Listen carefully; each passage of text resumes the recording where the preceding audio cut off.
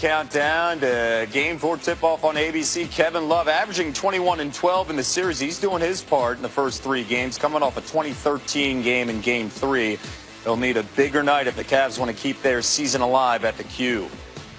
He was named the top coach by the National Basketball Coaches Association. Former Raptors coach Dwane Casey now reportedly a finalist for the Pistons head coach opening, and he will have a good seat tonight at the Q as he joins us now, getting you set for Game 4, Cavs and Raptors.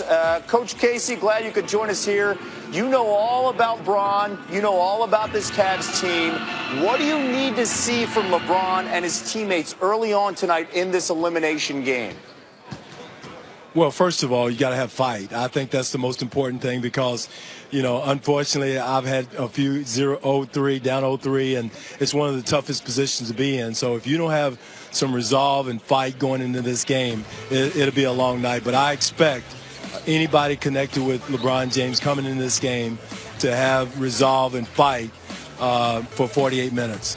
What's different about this Cavs team in this series compared to the series that you saw them? Well, against us, one thing they did, they made shots. Everything we threw at them, you know, whether it was a double team pickup, switches, or whatever, guys were making shots at a high rate. And that's the biggest difference. And, you know, he's had a great series. The other shooters have had up and down nights in the series. So that's been the difference. And if they can ever get everyone on the same page, shooting the basketball and making sure they attack on the weak side, that would be the night. But, again, getting that consistency has been their problem. Take me to the other side about making shots here, because in Game 3, 2 of the 4 stars for the Warriors, they weren't making shots. I'm talking about Steph and Clay. And then you have Kevin Durant, maybe the second best player on the planet, come in and say, I'll take over. As an NBA coach, how do you react to that? What do you see when you watch that Warriors team handle everything in the adversity?